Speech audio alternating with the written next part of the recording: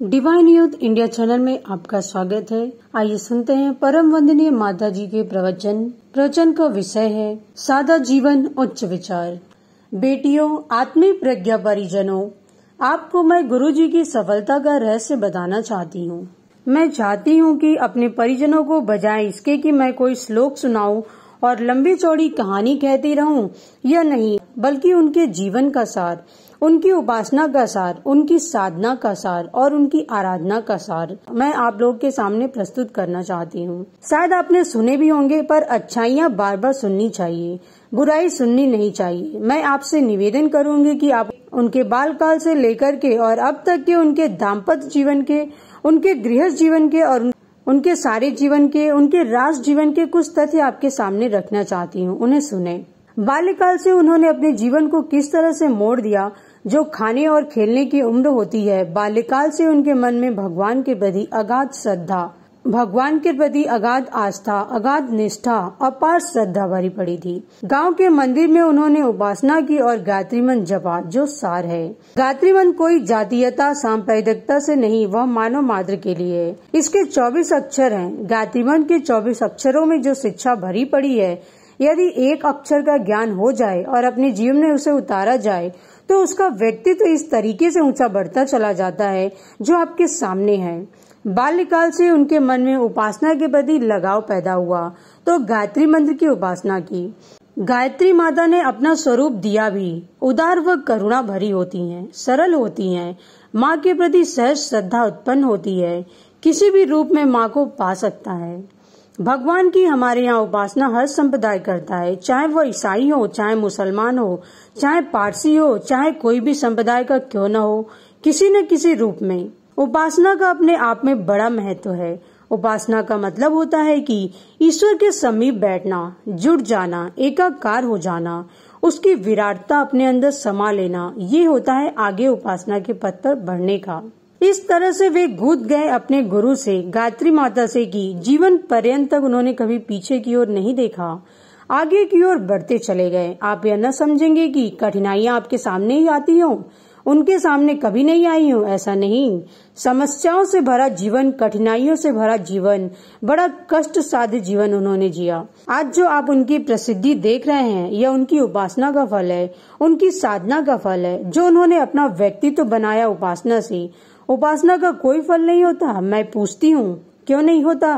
पहले आप यह बताइए। सारी जिंदगी हो जाती है माला घुमाते घुमाते, लेकिन वैसे थे वैसे ही, जैसे तैसे ही बने रहे, तो उस उपासना से क्या लाभ? रावण कैसा बलशाली था, क्या कहने का। चारों वेदों का ज्ञाता, तेजस्वी, बलशाली, सारे के सारे गुण थे, लेकिन एक ही दुर्गुण सबसे ज्यादा था। वह क्या था कि जो भी वरदान शक्ति उसे मिली, उसका दुरुपयोग करता चला गया, तो उसका सर्वनाश हो गया। भस्मासुर का भी यही हुआ था। भस्मासुर को वरदान मिला था शंकर जी का, लेकिन वह तो पार्वती के पीछे पड़ गया। फिर क्या हुआ, यह तो सब जानते ही हैं, इसलिए मैं उस गहराई में नहीं जाऊंगी, क्योंकि बात मुझे बहुत कहनी है। उसके पीछे पड़ गया। उसे वरदान था कि वह अपने आप मरेगा, उसे कोई नहीं मारेगा। हाँ, व्यक्ति अपने आप ही मरा करता है, इसमें कोई शक नहीं। जिंदा भी मरा करता है। एक तो जो आता है, उसे भगवान ने शरीर दिया, उसे कभी न कभी जाना ही है। पर कुछ ऐसे होते हैं जो जिंदे होने पर भी मुर्दा के समान होते हैं। वह यह होता है कि हमारे अंदर की जीवंतता चली जाती है, हमारे अंदर की संवेदना घुलती हुई चली जाती है। पता नहीं हम तब कौन हो जाते हैं। भगवान ने नृत्य करवाई और कहा कि सिर पर हाथ रख और तू नाच। जब नाच पूरा हो जाएगा तो शादी हो जाएगी। सिर पर हाथ रखा, वह जलकर भस्म हो गया। मैंने कहा कि तपस्या के दौरान जो उसको मिला, उसने उसका दुरुपयोग किया तो वे मिट्टी में मिल गए। इसी तरह से अनेकों कहानियां हैं कि एक ब्राह्मण और उसका बच्चा और ब्राह्मणी थी। वह तपस्या में लीन थी। पार्वती बोली, ऐसा करिए, इतने बैठे हैं भक्त लोग और तपस्या कर रहे हैं, आप इनको वरदान क्यों नहीं देते? तो उनने कहा कि पार्वती, ऐसे जंजाल में मत पड़ो, बिल्कुल भक्ति नहीं है इनके अंदर। ये सब क्या कर रहे हैं? खा पी नहीं रहे हैं, एक पैर पर खड़े हैं गंगा जी के किनारे, लंबे चौड़े तिलक लगाए हैं, फिर क्यों ऐसा कर रहे हैं? उन्होंने कहा, यदि थोड़ी भी भक्ति इनमें रही होती तो इनका जीवन पवित्र गंगा की तरह निर्मल रहा होता। इनमें भक्ति नहीं, इन्हें वरदान दो। देखिए, पहले ब्राह्मणी ने कहा, मुझे युवती बना दो, और वह बन गई। तो ब्राह्मण जो बूढ़ा था वह कुड़कुड़ाया और उसने कहा, अच्छा बुढ़ापे में उस पर जवानी सवार हुई है, अच्छा देखा जाएगा। शंकर जी बोले कि भाई आपको क्या हो गया, आप भी मांग लीजिए वरदान। उनने कहा कि लाइए इसे सुअरिया बना दो। अब गो गो करती हुई फिर रही थी। बच्चा रो रहा था। वह बोला, तू काहे को रोता है, तू भी ले जा वरदान। देखिए माँ जैसी थी वैसा ही बना दीजिए। लो तुम्हारी माँ जैसी थी वैसी ही बना देता हूँ। इसका सार अब आप समझ गए होंगे कि उन्होंने जो उपासना की, इतनी तपस्या में अपना शरीर गलाया, उसका प्रतिफल क्या मिला। उसका प्रतिफल यह मिला कि जैसा दृष्टिकोण था, जैसा चिंतन था, उसका वैसा ही फल मिलता है। पति पत्नी फिर खाली हाथ ही चले गए। क्या तपस्या इसी को कहते हैं?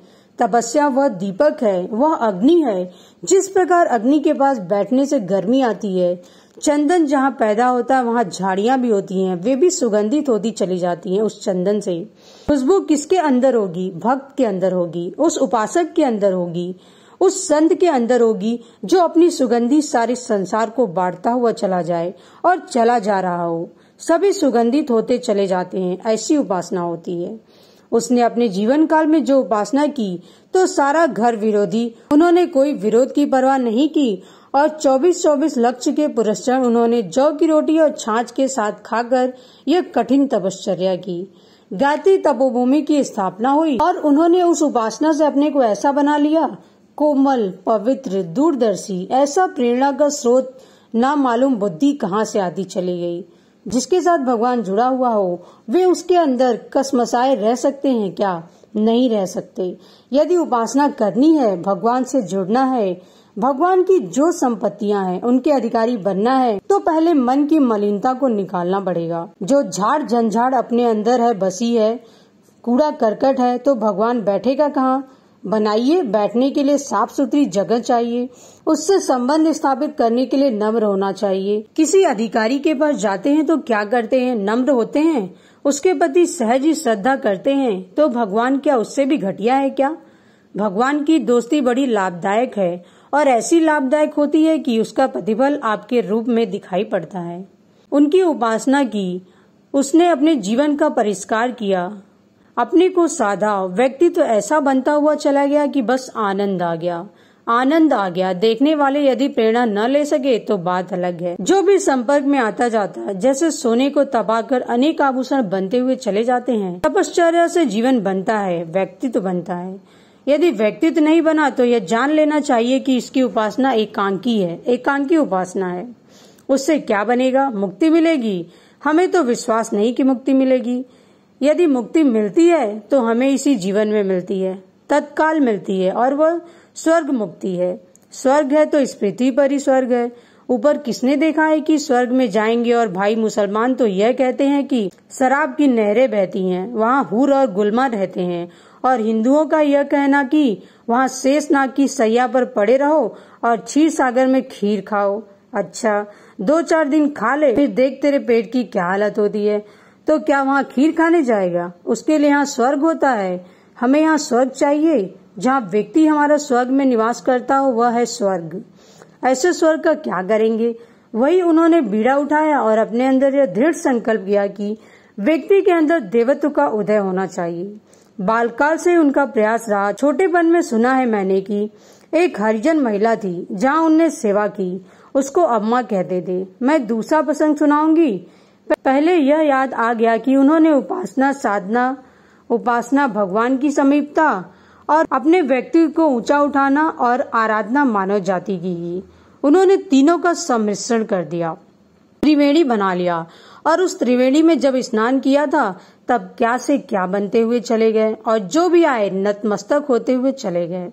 चाहे वो विरोधी ही क्यों न हो, वे भी नतमस्तक हुए, क्योंकि उनकी व्यवहार कुशलता के सामने जो उन्होंने साधना की थी, जो उसका वातावरण था। कल मैंने कहा था कि जैसा चिंतन होता है वैसा ही चरित्र होता है, चरित्र जैसा होता है वैसा ही व्यवहार होता है, और जैसा व्यवहार होता है वैसा ही वातावरण बनता है और अपने आप बनता चला जाता है। गंदी जहाँ आप बैठेंगे तो आप उसी से प्रभावित होंगे, और अच्छी जहाँ किसी भले आदमी के साथ बैठेंगे तो आपके अंदर अच्छाइयाँ आएंगी, निश्चय ही आएंगी। क्यों नहीं आएंगी? तो उसकी जो उन्होंने सेवा की हरिजन बस्ती में जा करके, उन्होंने जो शंख फूका, शायद इसमें जो हमारे साथ बैठे परिजन रूढ़िवादी हो, आपको यह पसंद न हो, कृपा करके इसे निकाल दीजिए कि यह तथ्य है, सही है। आपका जो चिंतन है घटिया, वह सड़ा हुआ है। व्यक्ति से व्यक्ति जुड़ता है। आज हम काटते हुए चले जाते हैं, लेकिन बनाना नहीं सीखा। विश्व में 7 ऋषि थे। 7 और 7 ऋषियों में ही सारे संसार का संचालन किया था। आज हमारे राष्ट्र में जो 56 लाख साधुओं का आंकड़ा है, यह बहुत पुराना है, 50 साल पुराना। अब तो 80 लाख हो गए होंगे। वह कौन संत है? हम जैसे महान संत। और भगवान की कोई कमी है? कमी नहीं है। पर मैं यह कहती हूँ कि कृपा करके क्षमा कर दिया जाए मुझे, कोई मेरी बात गलत निकल गई हो, अच्छी न लगी हो, पर मैं मन खोलकर अपने बच्चों से कहने आई हूँ कि किसी अन्य से कहने नहीं आई। मैं तो इनके दिमाग धोने आई हूँ। अब वह मुझे कहने दीजिए कि यह सड़ा गलापन निकालना ही पड़ेगा। तो उन्होंने जाकर हरिजन बस्ती में सत्यनारायण की कथा कही। घर वाले विरोधी हुए। उनने अछूतों जैसा व्यवहार किया। कहा बैठे रहो बाहर, खाना नहीं मिलेगा तो कोई बात नहीं, बाहर सो लेंगे। जो भी कठिनाइयां आनी चाहिए, हर प्रकार की कठिनाइयां आई, पर उन्होंने कदम पीछे नहीं रखा। स्वतंत्रता आंदोलन में जो उन्होंने कार्य किया, उपासना का परिष्कृत रूप आपको बता रही हूँ कि उपासना से उनका स्वरूप कितना परिष्कृत होता हुआ चला गया। कैसे प्राप्त नहीं होता है, कुछ प्राप्त होता है। मैं तो कहती हूँ कि धन दौलत पीछे पीछे फिरती हैं। ऐसे क्यों फिरती हैं? ऐसा क्यों होता है? सारी जिंदगी हाथ मलते मलते रह जाते हैं, कमाते कमाते रह जाते हैं, उसी नारकी योनि में चले जाते हैं। यह क्या बात हुई? इसलिए हुई कि संत जो होता है वह सारे विश्व का होता है, सारे विश्व का पिता होता है, वह सारे विश्व का होता है। जो भी होता है वह उसे बनाने का प्रण करता है, इसलिए कोई कमी नहीं पड़ती। गुरुजी के जीवन में जरूर यह कमी आई, हमारे जीवन में भी आई। जो आर्थिक आई उसको हमने कभी महत्व नहीं दिया। ऐसा नहीं था। ये जमींदार के लड़के थे, सब कुछ था, लेकिन उन्होंने कसम खाई थी कि नहीं, बाप के कमाई से हमें नहीं लेना, नहीं, बाप की कमाई से हमें नहीं लेना। तो क्या करना है? बाप की कमाई बाप के साथ तर्पण में जाएगी। हमने कमाई नहीं तो हमें इसमें कोई अधिकार नहीं। उन्होंने नहीं छुआ, ये मैं साक्षी हूँ, परिवार वाले साक्षी हैं, और किसी ने तो नहीं देखा।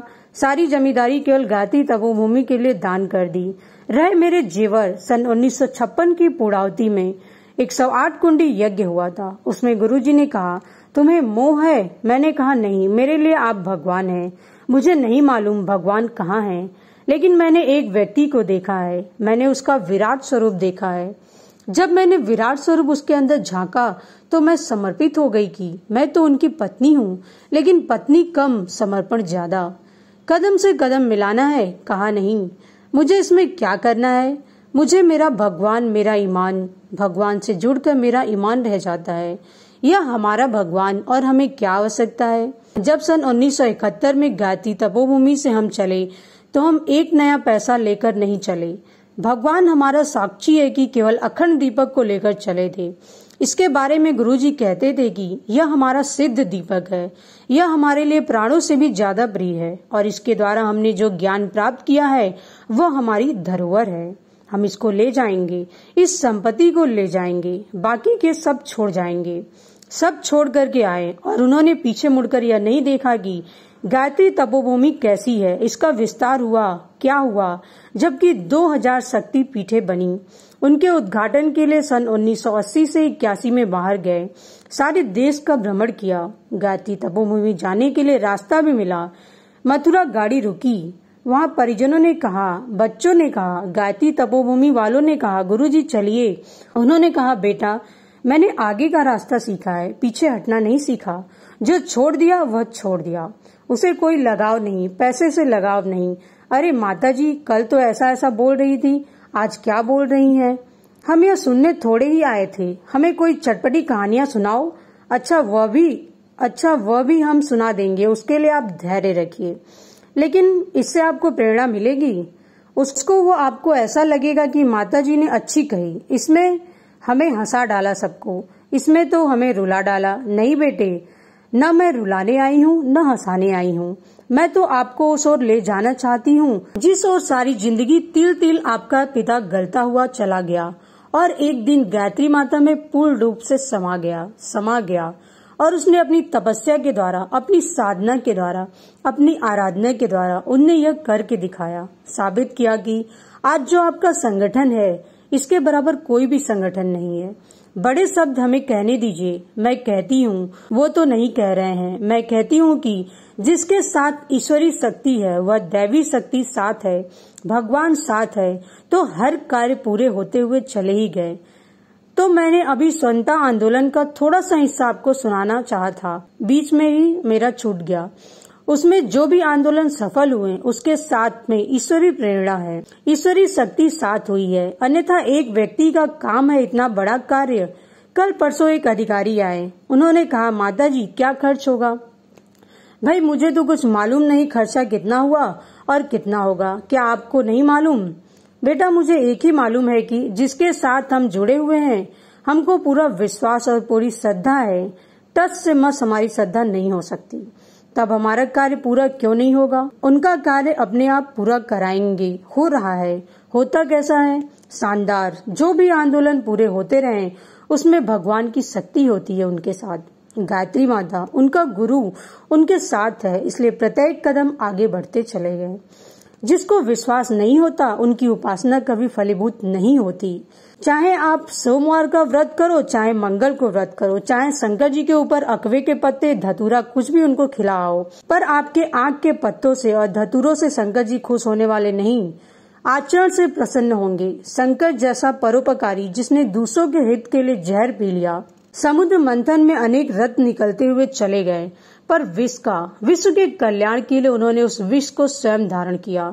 कहाँ वह हिम्मत है, साहस है क्या? नहीं साहब, हम तो धतूरा खिला आएंगे शंकर जी को, शंकर जी प्रसन्न होंगे। भाई तू तो बहुत चालाक है, पर शंकर जी बहुत होशियार हैं। धोखा देना चाहते हैं आप शंकर जी को? धोखा मत दीजिए, उनसे शिक्षा लीजिए। वो शीतलता के प्रतीक हैं। क्या आपके अंदर इतनी शीतलता है? ज्ञान की गंगा जो अनवरत बहती चली जा रही है। अभी अभी आपने देखा कि लड़कों ने गाया, सारा का सारा गुरुजी पर लागू होता है कि उन्होंने सारी जिंदगी ज्ञान की गंगा बहाने के लिए अपनी कलम को माँ समझा, अपना आराध्य समझा, गायत्री माता को आराध्य समझा, उससे ज्यादा कम नहीं कलम को समझा, जो कि कलम क्रांति पैदा कर सकती है, कि परिवर्तन कर दे, व्यक्ति को कुछ बना डाले। जो नारकी जिंदगी जी रहे थे वो आज यह अनुभव करते हैं कि हमको ऐसी दिशा मिली जिसको उनके दर्शन नहीं मिले, वे आज भी बिलखते चले जाते हैं। अभी एक लड़का आया अमेरिका का, वह लिपट कर रोने लगा। पहले तो मैं कुछ कहने लगी, बेटा रहने दे, गुरुजी तो साथ रहते हैं, ऐसा कैसे समझता है? वास्तव में है भी। वास्तव में हम समझते हैं कि हम गुरुजी से जुड़े हैं, पर आपको कुछ त्याग करना पड़ेगा। त्याग की कसौटी हमको हर परिजन दे। उनको त्याग का पाठ पढ़ाया है कि आप त्याग करिए, मानव मात्र की सेवा के लिए, उपासना के लिए समय निकालिए और साधना के लिए अपने व्यक्तित्व का परिष्कार कीजिए। जहाँ थे वहीं बने हुए हैं, आगे क्यों नहीं बढ़े? विद्या को आपने ऐसे कैसे समझ लिया? आपका मस्तिष्क, आपके हृदय की ऊंचाई बढ़नी चाहिए और सेवा के लिए हमारे अंदर करुणा और संवेदना पैदा होनी चाहिए। जहाँ करुणा संवेदना होगी वहाँ स्वर्ग होगा, चाहे वो परिवार हो, चाहे वो समाज हो, चाहे राष्ट्र हो। जहाँ संवेदना और करुणा जाती है सहज ही हमारी गति बढ़ जाती है। अभी जो आपकी 1 महीने से जो आप लोग हैं या अभी आए हैं, इतनी कठिनाइयां आई हैं आपके सामने, क्या क्या आंदोलन चल रहे हैं, किन किन कठिनाइयों का सामना करके आप आए हैं। जो गाड़ी 24 घंटे में आती है वह 60-61 घंटे में आए हैं। यह क्या बेटे जरा बताना, यह बीज है उस व्यथा का, श्रद्धा का, करुणा का और संवेदना का जो आपको यहाँ तक ले आई। अब जो आपकी संवेदना और श्रद्धा है वह केवल गुरुजी और माताजी तक सीमित नहीं रहनी चाहिए। हम व्यक्ति नहीं हैं। आप यह मत समझना जब बच्चे आते हैं कई बार रोते चले जाते हैं, कई बार रोते आते हैं, कई बार रोते चले आते हैं। मुझे बहुत बुरा लगता है, दया भी आती है और यह भी आता है कि वे जुड़े थे शरीर से। यह स्वाभाविक भी है कि इतनी तड़पन तेरे अंदर है तो इसे सही दिशा में क्यों नहीं लगा रहा है? जो गुरुजी का कार्य है इसमें क्यों नहीं लगा रहा, इसमें क्यों नहीं लग जाता है, इसमें तब तक क्यों नहीं है? तू निखरता क्यों नहीं है? तू कुंदन क्यों नहीं बनता है? तू लोहे का लोहा क्यों है? लोहा नहीं बनना चाहिए, आपको सोना बनना चाहिए, आपको हीरा बनना चाहिए, आपको क्वांटिटी नहीं क्वालिटी बनना चाहिए। गुरुजी क्वालिटी पसंद करते थे। उन्होंने सोसाइटी का जीवन जिया है। साधारण वेश में वे एक बार कहीं जा रहे थे। बाहर सारे परिजन माला लेकर खड़े थे। उसी डिब्बे में एक और कोई सज्जन बैठे थे। वह 3rd क्लास के डिब्बे में थे। उनने कभी लग्जरी का जीवन नहीं जिया था। उनने कहा था, जो पैसा समाज के काम में आए, राष्ट्र के काम आए, उसको हम लग्जरी में व्यतीत करें नहीं। वहां जाकर पहुंचे तो पहले तो वे समझ रहे थे कि इतनी भीड़ क्यों है कि जो मालाएं लिए खड़े हैं, कोई मिनिस्टर होगा। जैसे ही वे रेल के डिब्बे से निकले, उनने कहा कि इनके लिए इतनी जनता, इनमें इतनी विशेषता क्या है। आपस में कानाफूसी कर रहे थे। उसमें से सज्जन हमारे थे, परिजन थे। उन्होंने कहा कि इनमें वो विशेषता है, यदि इनकी विशेषताओं का एक कण भी कोई ग्रहण कर जाए तो वह व्यक्ति धन्य हो जाएगा। इनके अंदर वो विशेषता है, उनके अंदर कभी अहंकार नहीं आया, कभी उनके अंदर मलिनता नहीं आई। हर व्यक्ति को ऊंचा उठाते हुए खुद भी ऊंचे उठते गए और औरों को भी ऊंचा उठाते चले गए। वो उदाहरणार्थ आपके सामने खुद ही बैठी हूँ। आप इनसे कुछ शिक्षा ले सके तो आपका जीवन धन्य बन जाएगा। ओम शांति शांति शांति।